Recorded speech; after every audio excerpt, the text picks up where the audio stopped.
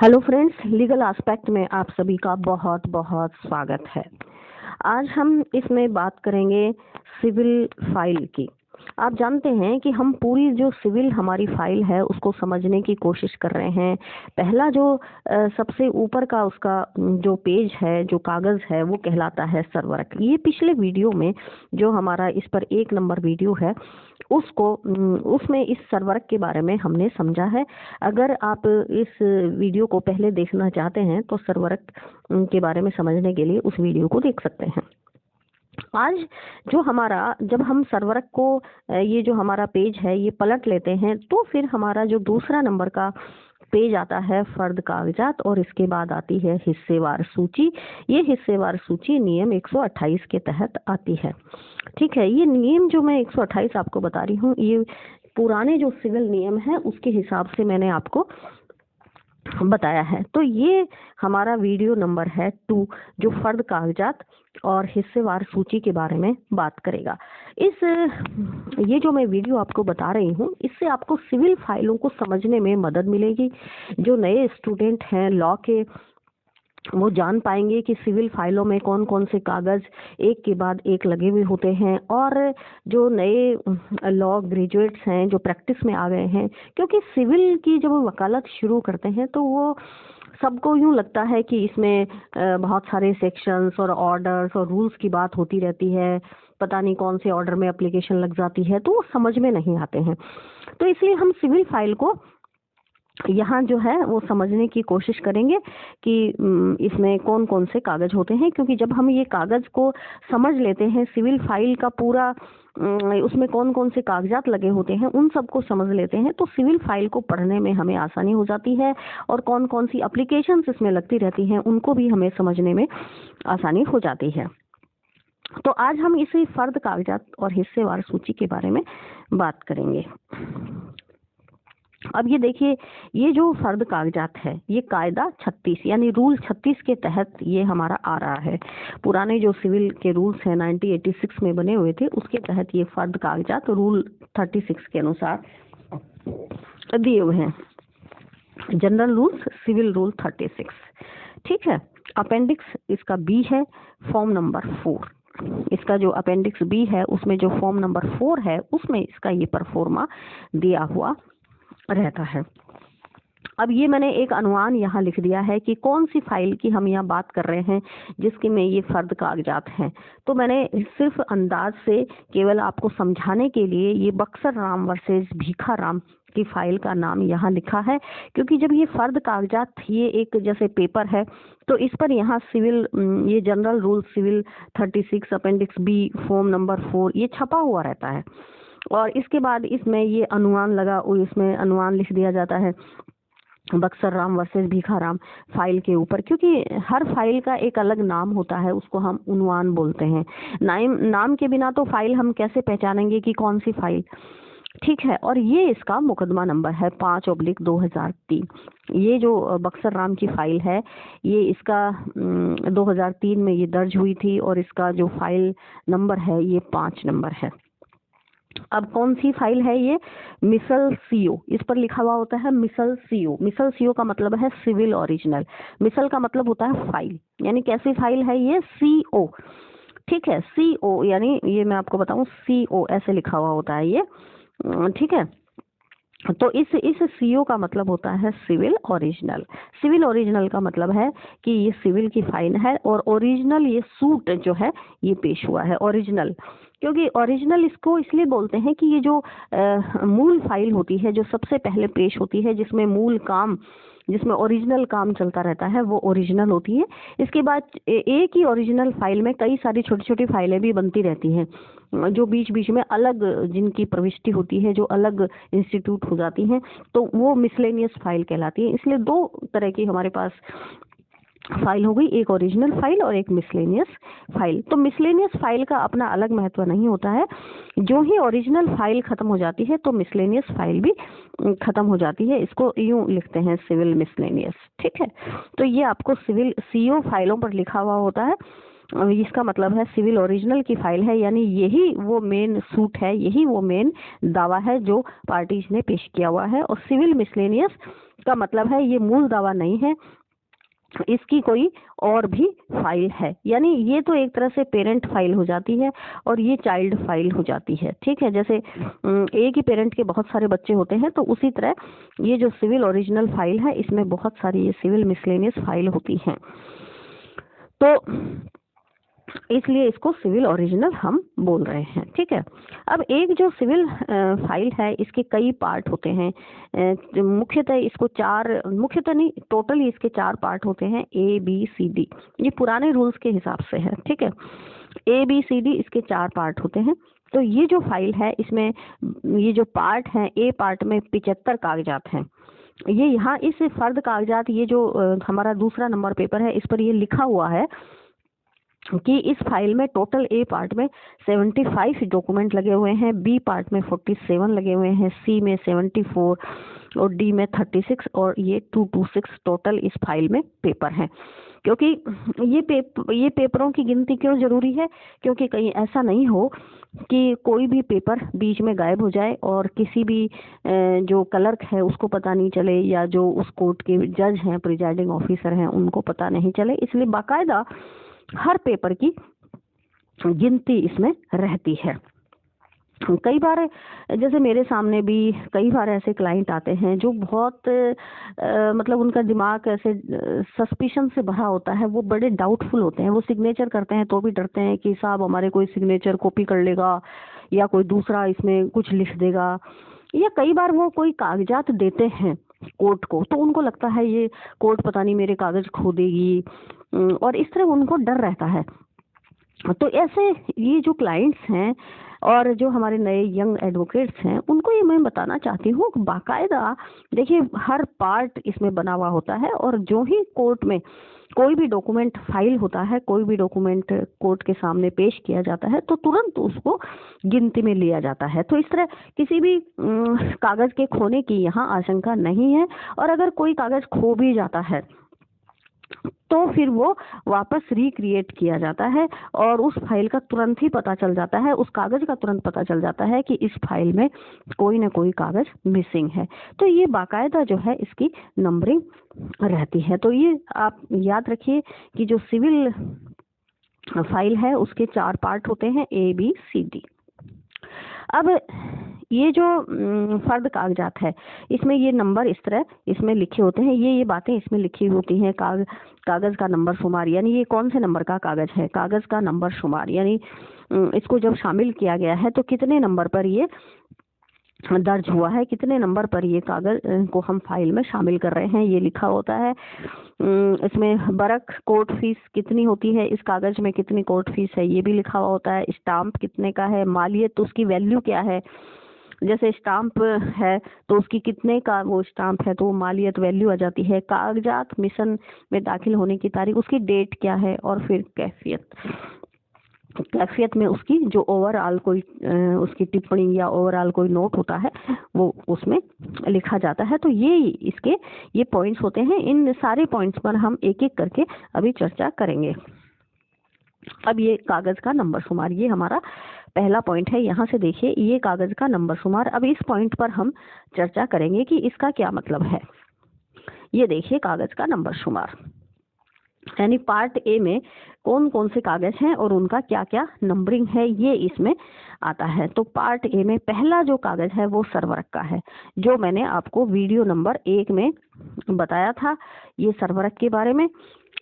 तो ये जो हमारा कागज है ये सर्वरक, ये पहला हमारा कागज है। अब बरक का मतलब है कि इस सर्वरक के कितने पेज हैं। ठीक है, तो ये मैंने लिखा है कि इसके 2 पेज हैं, है ना।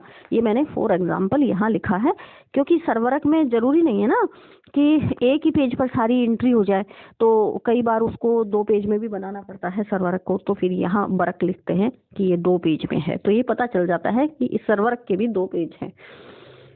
अब दूसरा है हमारा फर्द कागजात। इस फर्द कागजात की तो हम बात कर ही रहे हैं। तो ये पार्ट ए का जो दूसरा कागजात है फर्द कागजात, ये यहाँ इसकी एंट्री होती है, और इसके भी कितने वर्क हैं वो भी हम इसके आगे लिख लेते हैं। यहाँ मैंने लिखा नहीं है, लेकिन फर्द कागजात ये कितने, ये इसके पेज हैं, यहाँ वर्क के रूप में यहाँ ये इसकी एंट्री होती चलती है। फिर तीसरा हमारा ये जो पॉइंट है ये दस्तावेज की हालत बता रहा है कि इस दस्तावेज की हालत क्या है। तो ये मैंने फॉर एग्जांपल इसके ऊपर लिखा है कि दस्तावेज की हालत अच्छी है। यहाँ इसी तरह ये सर्वर में भी ये आ जाएगा, दस्तावेज की हालत अच्छी, फर्द कागजात दस्तावेज की हालत अच्छी। तो ये सबकी एंट्री इसमें बताती रहती हैं। फिर दिनांक, ये इसमें ये अंशिका नहीं है, ये दिनांक जो है ये ऐसे लिखा गया है कि ये कितनी तारीख को इसमें कागज फाइल में शामिल हुआ है।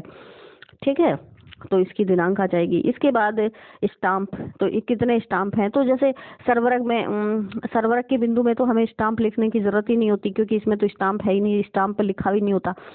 लेकिन जो दावा है या जवाब दावा है वो हमारा स्टाम्प पर लिखा हुआ होता है।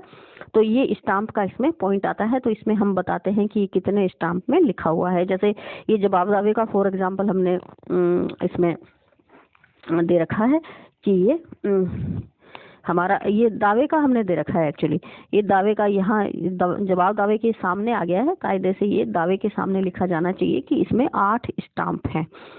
ठीक है, ये फॉर एग्जाम्पल है। तो स्टाम्प कितने हैं? 8। कौन से? इस दावे में। फिर मालियत क्या है उनकी? 5200 रुपए। ये जो 8 स्टाम्प है इनकी मालियत जो है वो 5200 रुपए है। तो इस तरह हर कागज के सामने ये एंट्री होती है, क्योंकि ये फर्द कागजात, हिस्सेवार सूची, दिनांक, इनके सामने तो ये स्टाम्प लिखने की जरूरत ही नहीं थी, ना मालियत लिखने की जरूरत थी। तो इसलिए ये मैंने नहीं लिखा है। जिस कागज का जो मतलब जिस कागज के से संबंधित कोई बात थी वो मैंने उस कागज के सामने लिख दी है। लेकिन वहाँ ये जो फर्द कागजात है ये एक छपा हुआ परफॉर्मा होता है, तो उसमें ये इस तरह की जो है लाइंस बनी हुई होती है, तो उसमें वो सारी एंट्रियां ऐसे हो जाती हैं। अब तीसरा हमारा ये जो कागज आ रहा है पार्ट ए में, हिस्सेवार सूची। हिस्सेवार सूची को भी मैं अभी बताऊंगी। हिस्सेवार सूची एक सूची बनी हुई होती है। ये एक तरह से सूची है, यूं मान लीजिए एक सूची है, और इसमें ये पार्ट ए लिखा हुआ होता है। ये हिस्सेवार सूची होती है। तो हर पार्ट के पहले एक हिस्सेवार सूची ये लगाते हैं। इस तरह की ये सूची बनी हुई होती है, उसमें ये एंट्री डाल देते हैं कि ये इसमें कितने कागज हैं। ठीक है, ऐसे ही जब पार्ट बी शुरू होता है तो उसके पहले एक हिस्सेवार सूची आ जाती है, उस पर ये पार्ट बी ऐसे लिखा हुआ होता है। ऐसे सी पार्ट है तो सी के पहले आ जाती है, और ऐसे ही डी पार्ट है तो डी के ऊपर ये आ जाती है। जो ये एक विशेष कागज लग जाता है, इसका नाम होता है हिस्सेवार सूची। ये हमारा तीसरा कागज है। ठीक है, तो ये पार्ट ए में ये हमने बता रखा है कि ये देखिए, ये 1 नंबर कागज हो गया हमारा सर्वरक, फिर फर्द कागजात हमारा 2 नंबर हो गया, फिर ये हिस्सेवार तीसरी हो गया। ठीक है, इसके बाद ये आया जो हमारा चौथा कागज है वो है दावा बाबत घोषणा व स्थायी निषेधाज्ञा संशोधित शीर्षक में पोस्टल पता। यानी चौथा जो हमारा कागज है वो है दावा। ठीक है, क्योंकि दावा हमने पार्ट ए में उसको रखा है, तो पार्ट ए में ये हमारा दावा रखा हुआ है, और इसका ये हमने डिटेल दिया हुआ है कि दस्तावेज की हालत अच्छी है और इतने दिनांक को ये शामिल हुआ है, इसकी स्टाम्प ये है 8, इसकी मालियत ये 5200 है। ये हमने इसका पूरा डिटेल दे दिया है। फिर हमारा ये 5वां जो कागज है पार्ट ए का, वह है जवाब दावा प्रतिवादी संख्या 2 से 7। यानी इसमें डिफेंडेंट कितने हैं? 2 to 7 डिफेंडेंट हैं। तो सबके जो रिटर्न स्टेटमेंट हैं, रिप्लाई हैं, जवाब दावा है, वो यहाँ लगे हुए हैं। तो उनका सबका हमने यहाँ डिटेल दे दिया है। अब वो अगर किसी स्टाम्प पर वो आए हैं तो उनका अगले जो नेक्स्ट जो लाइन है वो स्टाम्प की उसमें आ जाएगा, फिर मालियत में आ जाएगा, दस्तावेज की हालत अच्छी है उसमें इसका डिटेल आ जाएगा। तो इस तरह आगे इसकी डिटेल चलती रहती है। फिर अगला जो 6 नंबर का जो कागज है जो पार्ट ए में लगेगा वो है इशूज। ठीक है, ये इशूज हमारे इसमें लगेंगे। ठीक है, इशू। फिर जो 7वां नंबर का कागज है वो है निर्णय में डिक्री पर्चा। ठीक है, निर्णय में डिक्री पर्चा, ये हमारा जो नेक्स्ट कागज है ये इस तरह लगता है। ये जो निर्णय वाला जो पोर्शन है डिक्री पर्चा, अगर जैसे फाइल फैसल नहीं हुई है तो ये अभी नहीं आएगा। ये तो जब लास्ट में जब उसका डिसीजन हो जाएगा तो ये हमारा जो डिसीजन है ये पार्ट ए के लास्ट भाग में लग जाएगा, ये इश्यूज के बाद में। तो जैसे एडवोकेट्स बहस करते हैं और उनको कोई कागज तलाश करना है या मजिस्ट्रेट साहब को फाइल देखनी है, तो हमको देखिए ज़्यादा ढूंढने की ज़रूरत नहीं पड़नी चाहिए, क्योंकि हमें पता है कि सूट के बाद में जो हमारा प्लेंट है, प्लेंट के ठीक बाद में हमारा रिटर्न स्टेटमेंट लगेगा कागजों की सूची में, और इसके बाद हमारे इश्यूज लगेंगे, इश्यूज के बाद में हमारा डिसीजन लग जाएगा। क्योंकि अभी फाइल पेंडिंग है इसलिए ये डिसीजन अभी नहीं आया है, इसलिए ये जो है यहाँ पर ये खाली रहता है। तो अभी अगर आपको इश्यूज ढूंढने हैं पूरी फाइल में, अब आप उसके एक एक पन्ने को पलट रहे हैं, आपको पलटने की जरूरत ही नहीं है, आप चौथे पांचवें पन्ने को पलटिए, आपको इश्यूज मिल जाएंगे। तो ये आपको पूरी फाइल देखिए बहुत मैथमेटिकल तरीके से, बहुत सिस्टमेटिक तरीके से, बहुत साइंटिफिक तरीके से ये पूरी सिविल की फाइल जो है वो रहती है। तो ये बातें अगर आपको पता होंगी तो आप आराम से फाइल की स्टडी कर पाएंगे। आप अगर अपनी आर्ग्यूमेंट ऑफिसर के सामने कर रहे हैं तो आप फटाक से इश्यूज निकाल कर उस फाइल में दिखा पाएंगे कि ये कहाँ पर है और कौन से इश्यूज पर आप बहस कर रहे हैं। ठीक है, तो ये पार्ट ए की बात होगी। अब आता है हमारा पार्ट बी। अब ये देखिए, इसमें भी ये हिस्सेवार सूची है। ठीक है, हिस्सेवार सूची पहले ही लग जाती है और इस हिस्सेवार सूची में फिर और दूसरे कागजात का डिटेल होता है। ठीक है, अब इस हिस्सेवार सूची में ये देखिए कौन कौन से इसमें कागज दिए हुए हैं, क्या क्या लगा हुआ है। वकालतनामा। अब हिस्सेवार सूची में पेज कितने हैं, ये 1 नंबर है वकालतनामा। अब देखिए, अब आपको अगर वकालतनामा ढूंढना है, कई बार कोर्ट के सामने ये स्थिति आती है कि एक वकील साहब प्लेंट के बहस करते हैं कि डिफेंडेंट के इन वकील साहब को बहस करने की पावर नहीं है साहब, क्योंकि कोर्ट में इनका वकालतनामा ही नहीं है। अब प्लेंट जो वादी के वकील हैं, जो प्लेंटिफ के वकील हैं, वो मान लीजिए उनको एक सवाल पूछा जाता है कोर्ट की तरफ से कि बताइए कहाँ है कि इनका वकालतनामा है कि नहीं है, या डिफेंडेंट के वकील साहब जो बहस कर रहे हैं, वह आर्ग्यूमेंट कर रहे हैं, उनसे कोर्ट सवाल पूछती है कि दिखाइए फाइल में आपका वकालतनामा दिखाइए जरा। तो अब वकील साहब को पता ही नहीं है कि वकालतनामा लगता कहाँ है फाइल में, तो पूरी फाइल को एक एक पेज को तलाश कर रहे हैं। अब टोटल फाइल में मान लो 100 पन्ने हैं, तो एक एक फाइल को अगर वो देखेंगे तो आप ये देखिए कि उनको टाइम कितना लग जाएगा, उनको घंटों लग जाएंगे, है ना। इतना टाइम कोर्ट एक केस के लिए थोड़ी ना देगा। तो फिर कोर्ट कहेगा ठीक है छोड़िए, हम देख लेंगे अपने आप। ठीक है, तो इसका मतलब ये हुआ कि वकील साहब का जो इम्प्रेशन है वो कोर्ट की नज़र में खराब हो गया। तो इसलिए ये जरूरी है कि हमको ये पता होना चाहिए कि ये पार्ट बी में वकालतनामा जो है पहले हिस्सेवार सूची के जस्ट बाद में ही लगा रहता है। और अब इसमें ये देखिए, ये जो पर्टिकुलर फाइल है इसमें ये वकालतनामे 3 वकालतनामे लगे हुए हैं। इसमें मान लो ये देखने पड़ेंगे कि किस किस के वकालतनामे हैं। हो सकता है ये प्लेंटिफ के वकालतनामे हो, डिफेंडेंट के हों, अगर बहुत सारे डिफेंडेंट हैं तो D1 D2 D3 इस तरह कई सारे वकालतनामे हो सकते हैं, या कई बार सारे ये जो डिफेंडेंट है एक ही वकालतनामा दे सकते हैं। तो ये डिपेंड करेगा कि फाइल में कितनी पार्टीज हैं और उन पार्टीज ने कितने वकील हायर किए हैं, उन इस हिसाब से इसमें वकालतनामे होते हैं। तो वकालतनामे के कितने पेज होंगे ये डिपेंड करेगा। लेकिन वकालतनामा जस्ट हिस्सेवार बी की जो सूची है उसके ठीक बाद में लगा होता है। इसके बाद ये जितनी भी एप्लीकेशंस आती हैं ये वकालतनामे के बाद लगती हैं। अब इसमें देखिए, प्रार्थना पत्र ऑर्डर 8 रूल 9 की एप्लीकेशन आई, पेज कितने हैं 1। ऑर्डर 22 रूल 9 की एप्लीकेशन आई, ठीक है, पेज कितने हैं 1।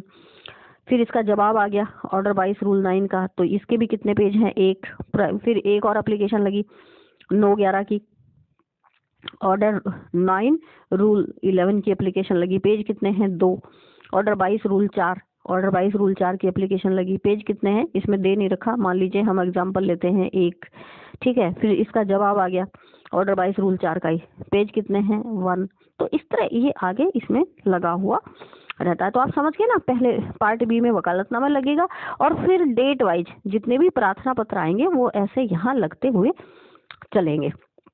अब पार्ट बी चल रहा है हमारा आगे, और भी देखिए इसमें एप्लीकेशंस हैं। ऑर्डर 7 रूल 14 3 की एप्लीकेशन लगी हुई है। फिर ऑर्डर 26 रूल 10 की एप्लीकेशन लगी हुई है। फिर प्रार्थना पत्र 151 CPC का लगा हुआ है। फिर इसका जवाब, ये ऑर्डर 26 रूल 10 का जवाब आया, तो ये 26 रूल 10 का जवाब। अब ये डेट वाइज है, अब इसका ये एप्लीकेशन बीच में लग गई, ये जवाब बाद में आया, इसलिए ये बाद में लगा है।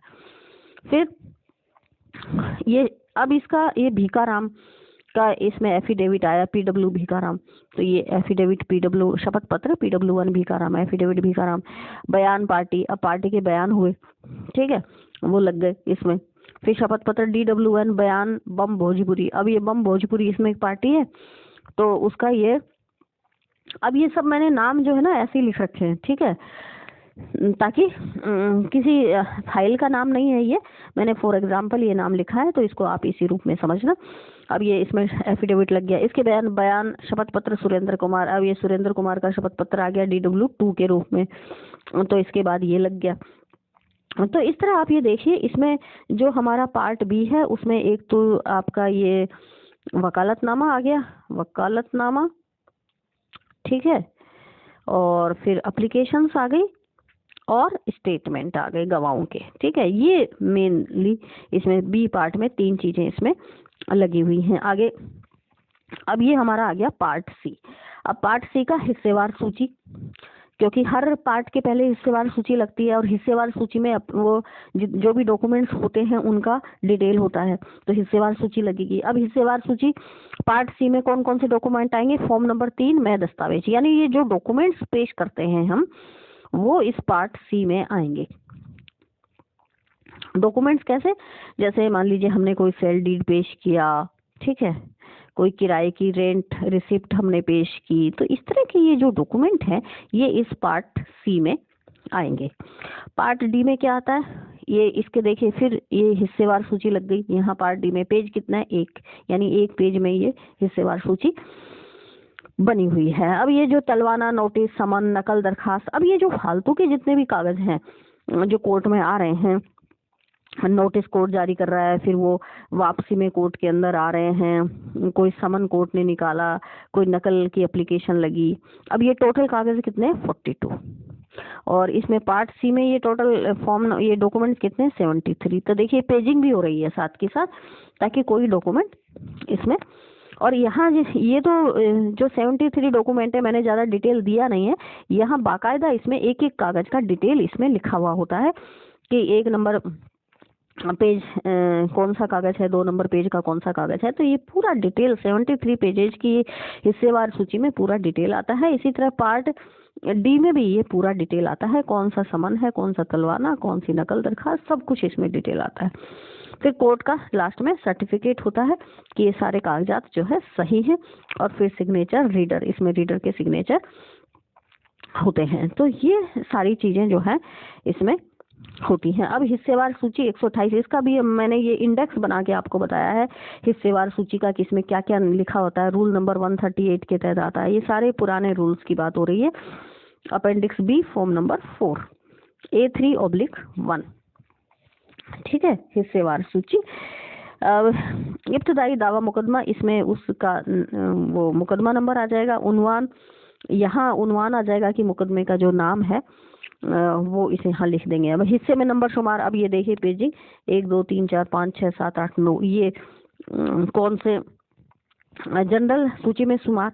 अब देखिए एक तो इस फाइल में 2 तरह की पेजिंग होती है। एक तो जनरल सूची बनती है जिसमें 1 से लेकर, मान लो एक फाइल में अगर 100 पेज हैं, ठीक है, तो एक तो सूची बनती है 1 से लेकर लास्ट 100 तक, ठीक है, वो पेजिंग हो गया। और एक ये जो part A B C D, ये 4 हिस्से हैं ना, C और ये D, ये 4 हिस्से हैं, तो इनकी अलग इसमें सूची बनती है, इसमें इसकी अलग से नंबरिंग होती है। तो ये तो हिस्से वाइज इसकी नंबरिंग है, और ये जनरल नंबरिंग है, ठीक है। तो ये A1 A2 A3, तो इसमें आप ये देखिए, ये जो हमारा हिस्सेवार सूची है इसका नंबरिंग क्या आ रहा है, A3/1, यानी यहाँ तो इसका नंबरिंग है 1, ठीक है, और यहाँ इसका नंबरिंग है 3। ये जो जनरल जो नंबरिंग है वो 1 3 नंबर ये हमारा कागज है। तो आप समझ गए ना, 2 तरह की नंबरिंग होती है, ये जनरल फाइल की नंबरिंग है और ये हिस्से की नंबरिंग है, इसलिए यहाँ ये A3/1 आ रहा है। मुख्तसर हाल कागज, अब इसमें कौन कौन से कागज हैं उनका ये डिटेल दिया हुआ है, ये 3 नंबर पॉइंट में। पहला सरवरक फर्द कागजात, हिस्सेवार सूची, आदेश का है ना। दावा बाबत घोषणा में स्थायी निषेधाज्ञा, जवाब दावा, फिर जवाब उल जवाब। मान लो ये ऑर्डर 8 रूल 9 के तहत जवाब उल जवाब लगता है, ठीक है, रिप्लाई का रिप्लाई, तो वो आता है। फिर निर्णय में डिग्री पर्चा, ये सब आता है। और इसमें बीच में इशूज भी है ना, ये जवाब उल जवाब के बाद इशूज और फिर इसके बाद निर्णय में डिग्री, ये आ गया। अब कागज, इसमें तादाद, अब तादाद का मतलब है कि टोटल स्ट्रेंथ क्या है उसकी, कागज कितने हैं। तो ये देखिए, फर्द कागजात सर्वरक में मान लो 1 कागज है, फिर फर्द कागजात में 2, हिस्सेवार सूची में 2, आदेशिका में 2। ये आदेशिका है, ये जो आदेशिका है, ये मैं आपको बताऊं, ये जो है आदेशिका, ये गलत छप गया है, शी आएगा, मतलब ऑर्डर शीट की बात ये कर रहा है, ऑर्डर शीट, क्योंकि फाइल पर ऑर्डर शीट भी चलती रहती है ना, तो हिस्सेवार सूची के बाद में ऑर्डर शीट आएगी, ठीक है। ऑर्डर शीट के बाद में ये प्लेंट हमारा होता है, तो ये ऑर्डर शीट है, इसको आप कंफ्यूज मत करिएगा। इसके बाद ऑर्डर शीट में कितने कागज हैं वो आएंगे। फिर दावे में ये 17 पेज हैं, फिर जवाब दावे में 17 पेज हैं, और फिर ये रिटर्न स्टेटमेंट में 8 पेज हैं, है ना, और इश्यूज में 2 पेज है मान लो, जवाब उल जवाब में 1 पेज है, और निर्णय में ये 25 पेज है। अब ये जो मैंने निर्णय यहाँ क्यों लिखा है, ये मैंने इसलिए लिखा है कि अब ये फाइल मान लो फैसल हो गई है, तो जो डिसीजन है वो भी यहाँ के लग जाएगा, उसकी जो टोटल पेज है वो यहाँ बता दिए जाएंगे। कैफियत हमने खाली छोड़ा है, क्योंकि इसमें कोई नोट शीट वगैरह कोई नहीं है, इसलिए हमने इसको काफी छोड़ दिया है। अदरवाइज तो यहाँ कुछ विशेष विवरण अगर डालना हो इस कागजात के आगे तो वो डाल सकते हैं। तो ये जो हमारी इंडेक्स है वो इस तरह की इसमें बनी हुई रहती है।